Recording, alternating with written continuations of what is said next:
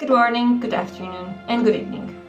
My name is Agnieszka Zacharska, and I am based in Poland. My journey with the etiquette started when I used to work as a flight attendant in Qatar Airways. Qatar Airways is a high-quality airline which puts the highest importance over the service for their clients. During my time as a flight attendant, I have learned the basic dining etiquette, manners, and business protocol. That experience led me to an idea of becoming a trainer of etiquette and manners. While searching for the best place to learn, I found the British School of Excellence, where I took the trainer training, and it was an amazing experience that boosted my confidence and gave the important knowledge to share it with people while teaching.